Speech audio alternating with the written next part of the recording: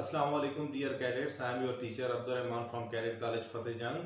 पिछले लेक्चर की तरह इस लेक्चर के स्टार्ट में भी दो बहुत ही अहम बातें। पहली चीज़, असाइनमेंट सबमिट कराना। अगर आप अपनी असाइनमेंट गूगल क्लासरूम के अंदर सबमिट नहीं कराएंगे तो आपको एब्सेंट मार्क किया जाएगा, प्रेजेंट मार्क नहीं किया जाएगा। और दूसरी चीज़, आपकी टेस्ट सीरीज़ का आगाज़, आपके लेक्चर जो हैं वो 13 मई 2020 तक होंगे और 14 मई से ऑनवर्ड आपकी टेस्ट सीरीज़ का आगाज़ हो रहा है, जिसमें 9th क्लास फिज़िक्स आपका जो पहला चैप्टर है विद एक्सरसाइज ये सारा शामिल होगा। तो इसके लिए आप जो भी आपको काम दिया जाए, जो लेक्चर आपको दिया जाए, वो गौर से सुना करें और उससे रिलेटेड होमवर्क मुकम्मल किया करें। और उस होमवर्क को मुकम्मल करने के बाद अपनी कापीज़ पे लिख के फिर मुझे भेजा भी करें, ताकि मैं चेक करूं अगर उसमें कोई गलती हो तो। क्योंकि पेपर इसी सिलेबस के अंदर से आना है। आप जितना अच्छा तैयार करेंगे, जितना अच्छा याद करेंगे, जितना अच्छा लिखेंगे, उतना ही अच्छा आप पेपर दे सकेंगे। तो डियर कैडेट्स, चलते हैं हम अपने लेक्चर की जानिब, अपने टॉपिक की जानिब। और आज हमारा जो टॉपिक है वो है मेजरिंग सिलेंडर। और मेजरिंग सिलेंडर क्या होता है? हम मेजरिंग इंस्ट्रूमेंट पढ़ रहे थे, तो हमने लेंथ मेजरिंग इंस्ट्रूमेंट पढ़ा, हमने मैथ मेजरिंग इंस्ट्रूमेंट पढ़ा, हमने टाइम मेजरिंग इंस्ट्रूमेंट पढ़ा। तो अब हम आ गए मेजरिंग सिलेंडर। तो मेजरिंग सिलेंडर क्या होता है और मेजरिंग सिलेंडर की मदद से हम किसी भी इर्रेगुलर शेप का वॉल्यूम किस तरीके से मेजर कर सकते हैं। तो आज का हमारा यही टॉपिक है, तो इसके लिए आप अपनी बुक्स खोल लें। डियर कैडेट्स, एक और अहम चीज़ जो मैं आपको बताता चलूँ वो ये है कि वैसे तो हमारा फ्राइडे को लेक्चर नहीं होता, अल्टरनेटिव क्लासेस होती हैं। एक दिन केमिस्ट्री और अगले वीक में फ्राइडे को फिजिक्स की क्लास होती है। लेकिन इस वीक ऐसा होगा कि आपका जो लेक्चर है वो इस फ्राइडे को केमिस्ट्री और फिजिक्स दोनों का होगा। तो काइंडली आपने दोनों जो लेक्चर्स हैं वो देखने हैं। Dear cadets, measuring cylinder is on the page number 19 of your books. Measuring cylinder is a glass और ट्रांसपेरेंट प्लास्टिक सिलेंडर। तो मेजरिंग सिलेंडर या तो ग्लास का और ट्रांसपेरेंट या शफाफ। शफाफ वो चीज़ होती है जिससे आर पार नजर आ सके, उस चीज़ का बना हुआ एक सिलेंडर होता है। आप स्क्रीन पे देख रहे हैं, it has a scale along its length that indicate the volume in millilitre. तो इसके ऊपर एक स्केल बना होता है, वो स्केल 0 से स्टार्ट होता है और ऊपर की तरफ मुख्तलिफ रीडिंग होती हैं, कुछ 50, 25, 100, 200, 250। और होता किस में है? इसका यूनिट क्या होता है? लीटर। तो लिक्विड को लीटर में मेजर करते हैं, तो ये मिली लीटर्स में होता है, ml। Measuring cylinder have different capacities from 100 ml to 2500 millilitre. तो ये 100 मिलीलीटर से लेके 250 मिलीलीटर तक हो सकता है। They are used to measure the volume of liquid और powder substance. They are used, ये इस्तेमाल होते हैं किस काम के लिए? ये एमसीक्यूज भी आ जाता है, तो ये मार्क कर लें। They are used to measure the volume of liquid. ये किसी भी लिक्विड का वॉल्यूम मेजर करने के लिए इस्तेमाल होते हैं, या पाउडर नुमा अगर कोई चीज हो तो उसका वॉल्यूम भी मेजर कर सकते हैं। It is also use to find the volume of an irregular shape solid. तो इर्रेगुलर शेप सॉलिड जो होते हैं उनका भी हम वॉल्यूम मेजर कर सकते हैं मेजरिंग सिलेंडर की मदद से। द सॉलिड अब किस तरीके से मेजर कर सकते हैं? तो कहता है द सॉलिड इज अब। अच्छा, एक चीज जिसका हमने ध्यान रखना है कि ऐसी चीज हम वो लिक्विड के अंदर डालें जो फिर लिक्विड के अंदर हल ना हो जाए। मतलब हम नमक डालते हैं, नमक पानी के साथ मिक्स हो जाता है। हम चीनी डालते हैं, चीनी का वॉल्यूम हम नहीं मेजर कर सकते। क्यों? क्योंकि चीनी जो है वो सॉल्युबल है। तो ऐसी चीज का आप वॉल्यूम मेजर कर सकते हैं, ऐसी इर्रेगुलर शेप का जो पानी के अंदर या लिक्विड के अंदर सॉल्युबल ना हो, उसके अंदर हल ना हो जाए। The solid is load into a measuring cylinder containing water liquid. किसी भी सॉलिड को जिसको आप मेजर करना चाहते हैं उसको आप क्या करते हैं? आप इस मेजरिंग सिलेंडर के अंदर डाल देते हैं। तो फिर क्या होगा? The level of liquid rise. तो जो लिक्विड होगा जब उसके अंदर कोई चीज डाली जाए तो उसका लेवल ऊपर आ जाएगा। In the volume of water liquid is the volume of the given solid. तो जितनी चेंज आई, मिसाल के तौर पे हमारे पास ये एक मेजरिंग सिलेंडर है, इसका पहले लिक्विड यहाँ पे था, तो आपने पॉइंट नोट कर लिया कि ये 20 ml। उसके बाद जब आप इसके अंदर कोई भी चीज इर्रेगुलर चीज गिराते हैं तो लिक्विड का जो लेवल है वो राइज हो गया। तो ये राइज हो गया, आ गया किधर? 25 ml तक। तो आपको चेंज कितनी पता चल गई? 5 ml। तो आपको वॉल्यूम पता लग गया। ठीक, तो ये तरीका होता है डियर कैडेट्स किसी भी इरेगुलर शेप का। तो आगे डिटेल से पढ़ लेते हैं। तो पेज नंबर 20 पे आप आ जाएं तो आपके पास जो है वो दूसरी हेडिंग है, measuring volume of an irregular shaped solid. तो किसी भी इरेगुलर शेप सॉलिड का हम वॉल्यूम किस तरीके से मेजर करते हैं, तो उसके लिए देखें measuring cylinder can be used to find the volume of a small irregular shape solid that sink in the water. तो वही चीज बता रहा है कि किसी भी इरेगुलर शेप का वॉल्यूम मेजर कर सकते हैं मेजरिंग सिलेंडर के अंदर डाल के, इसी तरह डबो देते हैं आप। उसके बाद क्या होगा, let us find the volume of small stone. फर्ज करें हमने एक छोटे पत्थर का वॉल्यूम मेजर करना है।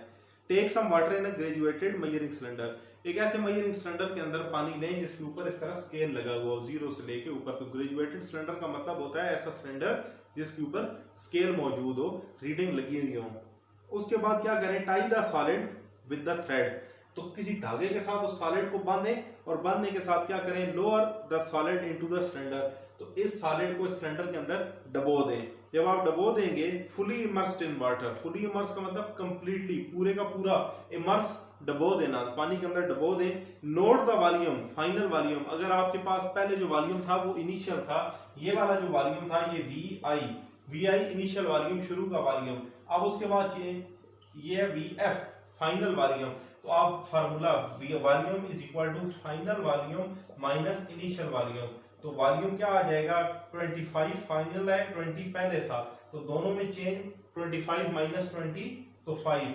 तो वॉल्यूम इस तरीके से किसी भी चीज का मेजर किया जा सकता है। डियर कैडेट्स, हमारा जो नेक्स्ट टॉपिक है वो है सिग्निफिकेंट फिगर। सिग्निफिकेंट फिगर वो फिगर्स होते हैं, पहले तो मैं आपको इनका मतलब बताऊं। सिग्निफिकेंट फिगर का मतलब होता है अहमियत के हामिल एदाद शुमार, एदाद, फिगर, नंबर। तो ऐसे नंबर जिनकी कोई अहमियत होती है। अब कौन से नंबर हैं जिनकी हमारे पास मैथमेटिक्स में, फिजिक्स में अहमियत होती है और कौन से हैं जिनकी नहीं होती, इनके बारे में हमने पढ़ना है। तो सबसे पहले डेफिनेशन आ गई इसकी। तो इसकी डेफिनेशन आपकी स्क्रीन पे आपको नजर आ रही है, और ये बुक के पेज नंबर 21 का जो ये पॉइंट बने हुए हैं 1 2 3 4 5, इन पॉइंट से ऊपर जो पैराग्राफ है उसकी third line, the significant figure. Significant figure are all the digits that are known accurately and one estimated digit. The significant figure किसी भी मेजरमेंट में आप हमने बहुत सारे इंस्ट्रूमेंट पढ़े, बहुत सारे इंस्ट्रूमेंट का मुख्तलिफ लीस्ट काउंट था। हर इंस्ट्रूमेंट एक जैसा नहीं मेजर करता, तो हर इंस्ट्रूमेंट का लीस्ट काउंट दूसरे इंस्ट्रूमेंट से अलग होता है। तो हम कोई भी चीज मेजर करते हैं, तो हमने एक चीज मेजर की, हमें लेंथ मिसाल के तौर पर मेजर की, हमें पता चला 2.59 मीटर। तो इनमें कौन से नंबर सिग्निफिकेंट है, कौन से नंबर की अहमियत है और कौन सी नहीं है। तो डेफिनेशन क्या है, the significant figure are all the digit that are known accurately. Significant figure के अंदर वो नंबर अहमियत रखते हैं जिनके बारे में आप कंप्लीटली श्योर हैं, कंप्लीटली आपको यकीन है कि ये नंबर बिल्कुल ठीक है। मिसाल के तौर पे मैं मीटर रॉड से मेजर कर रहा था, तो मुझे ये पता है कि 2 मीटर तो पूरे के पूरे थे, 5 फीट ठीक है, लेकिन 9 जो है ये क्या पता सही है या नहीं, क्या पता ये 9 ना हो, क्या पता ये 8 हो। तो इसमें डाउट आ गया। तो एक जो है एस्टिमेटेड नंबर, एस्टिमेटेड नंबर का मतलब होता है डाउटफुल, ऐसा डिजिट जिसपे आपको डाउट हो कि आया ये ठीक है ये नहीं ठीक। लेकिन वो नंबर जो बिल्कुल कंप्लीटली आपको पता हो कि ये बिल्कुल ठीक है, तो वो आपके पास होते हैं accurately known digit. Accurately mean बिल्कुल दुरुस्त, नोन जिनका पता हो, डिजिट हिंसे, वो हिंसे जिन पे आपको भरपूर यकीन हो कि ये नंबर बिल्कुल ठीक है। तो जब मैंने मेजरमेंट की तो मुझे ये पता है कि 2.5, 2 और 5 ये तो बिल्कुल एक्यूरेट थे, 9 डाउटफुल हो सकता है कि ये शायद 8 है, शायद ये 9 है। तो इस तरीके से ये डेफिनेशन है सिग्निफिकेंट फिगर की। The significant figure are all the digit, ये तमाम वो हिस्से दैट आर एक्यूरेटली नोन, वो हिस्से तो पक्के सिग्निफिकेंट होते हैं जिनके बारे में आपको यकीन हो कि ये ठीक है। एंड वन एस्टिमेटेड, अब ये एक एस्टिमेटेड, ये तो सिग्निफिकेंट है, अगर इसके बाद भी कोई नंबर आ जाता है 1 2, तो ये तो एस्टिमेटेड होगा। अब इसके बाद मीटर रॉड इतना ज्यादा तो एक्यूरेट नहीं होता कि इतनी बारीकी में वैल्यू दे दे आपको। तो इस वजह से ये नंबर फिर बिल्कुल सिग्निफिकेंट नहीं होंगे। सिग्निफिकेंट फिर कौन से होंगे, वो 2 जो एक्यूरेटली हैं और एक वो जो एस्टिमेटेड है। ठीक है डियर कैडेट्स, तो ये थे सिग्निफिकेंट फिगर। अब इसके अलावा मैं आपको सिग्निफिकेंट फिगर में कुछ चीजें वैसे बता देता हूं कि सिग्निफिकेंट फिगर जो है वो कैसे होते हैं और कौन कौन से नंबर सिग्निफिकेंट होते हैं और कौन कौन से नहीं होते हैं। डियर कैडेट्स, आपके सामने मैंने कुछ नंबर लिखे हैं जो कि 0 1 2 3 4 5 6 7 8 9। इसके बाद जो आपकी काउंटिंग है मैथमेटिक्स के अंदर वो रिपीट होना शुरू हो जाती है। 1 और 0 मिल जाते हैं, 1 1 आ जाता है, 1 2 हो जाता है और ये रिपीट होते रहते हैं। ठीक, ये वो नंबर है। 5 इनके दरमियान में आता है, इससे कुछ पहले और कुछ मैंने बाद में लिखे हैं। 4 इससे पहले, 4 इसके बाद में, 0 है। 0 के अलावा अब ये देखें, इस नंबर को आप क्या प्रोनाउंस करते हैं? 0। ये जो नंबर है, क्या ये 0 है? तो ये नहीं है 0। तो ये सारे जितने भी नंबर हैं इनको आप कह सकते हैं नॉन जीरो। नॉन जीरो का मतलब है, नॉन जीरो का मतलब है वो नंबर जो 0 ना हो। तो पहला नंबर 0 और वो इनसे जो 0 ना हो। अब क्या 0 सिग्निफिकेंट है? 0 कभी सिग्निफिकेंट होता है, कभी नहीं होता। तो वो हमने कुछ रूल्स पढ़ने हैं, लेकिन एक चीज आप पक्की याद कर लें कि जो इनसे नॉन जीरो होते हैं वो सिग्निफिकेंट होते हैं, उनकी अहमियत किसी भी काउंटिंग में होती है। नॉन जीरो डिजिट की हमेशा अहमियत होती है, लेकिन 0 जो है इसकी कभी कभी अहमियत होती है, कभी नहीं होती। अगर आपको मैं ये लिखूं RS 100, तो अब तो आपको समझ आ गया कि 0 की वैल्यू है। लेकिन अगर मैं ये लिखूं RS 001, तो अब आप इस क्या कहेंगे? आप इसे 100 पढ़ेंगे? नहीं, आप कहेंगे 1। तो क्या इन पहले वाले 0 की अहमियत है? नहीं है। तो 0 इस तरीके से कभी अहमियत रखता है और कभी अपनी अहमियत खो देता है। तो डियर कैडेट्स, अब हम बात करते हैं rules to find significant figure, कि किस तरीके से आपको पता चल सकता है कि कौन सा नंबर अहमियत का हामिल है और कौन सा नंबर अहमियत का हामिल नहीं है। तो फर्स्ट एवर जो रूल है वो ये है कि digits other than 0 are significant. वो इनसे जो 0 के अलावा हो। 0 के अलावा जैसे अभी आपको मैंने पिछले हिस्से में बताया कि 0 तो खुद 0 है, 0 के अलावा जितने भी इनसे होते हैं वो अहमियत वाले होते हैं। मिसाल के तौर पे 2 और 7 27, इसके अंदर सिग्निफिकेंट फिगर कितने हैं? 1 2। तो आप कह सकते हैं 27 हैज 2 सिग्निफिकेंट फिगर। इसमें 2 और 7 दोनों अहमियत वाले हैं। इसमें अगर पूछा जाए 273 में कि 273 में सिग्निफिकेंट फिगर कितने हैं, आप कह सकते हैं 1 2 3। इसमें सिग्निफिकेंट फिगर कितने हैं? 3, क्योंकि 0 तो है नहीं। तो 0 एंड पे होता तो सिग्निफिकेंट होता, शुरू में होता तो नहीं होता। जैसे मैंने आपको बताया कि 001 तो मतलब 1, और 1 के बाद अगर 2 0 लगा दिए जाए तो 100 हो जाता है। तो इस तरीके से वो तमाम इनसे जो क्या हो, जो 0 ना हो, 0 के अलावा जितने भी digits other than 0 are significant. तो 0 के अलावा जितने इनसे भी होते हैं उनकी अहमियत हमारे पास काउंटिंग के अंदर होती है। तो डियर कैडेट्स, अब हम बात करते हैं रूल नंबर 2 की। रूल नंबर 2 है 0 between significant figure is significant. 0 अगर 2 अहमियत वाले हिस्सों के दरमियान में आ जाए, 3 अहमियत वाले हिस्सों के दरमियान में, या कोई भी अहमियत वाला आपके पास डिजिट्स लिखे हुई हैं जिनको आप अहमियत देते हैं जो 0 नहीं है, 0 उनके दरमियान में आ जाए तो उसकी अहमियत होती है। जैसा कि 2705, अब इसको आप 275 तो नहीं कह सकते, आप इसे कहेंगे 2705। तो अब दरमियान में आपकी क्या आ गया? 0। तो अब इस 0 की अहमियत है। अब अगर कोई पूछे आपसे कि सिग्निफिकेंट फिगर कितने हैं, तो आप बता सकते हैं 1 2 3 4। अब इधर 0 भी क्या हो जाएगा? सिग्निफिकेंट हो जाएगा, 0 की अहमियत भी बन जाएगी। वैसे शुरू में आ जाए तो नहीं, लेकिन एंड पे आ गया तो अहमियत, एंड पे आ जाए तो अहमियत होती है, लेकिन दरमियान में भी आ जाए अगर कुछ हिस्सों के सिग्निफिकेंट नंबर्स के, तो इसकी अहमियत होती है। डियर कैडेट्स, अब हम बात करते हैं रूल नंबर 3 की। रूल नंबर 3 हमारे पास ये कहता है कि फाइनल 0 आर सिग्निफिकेंट।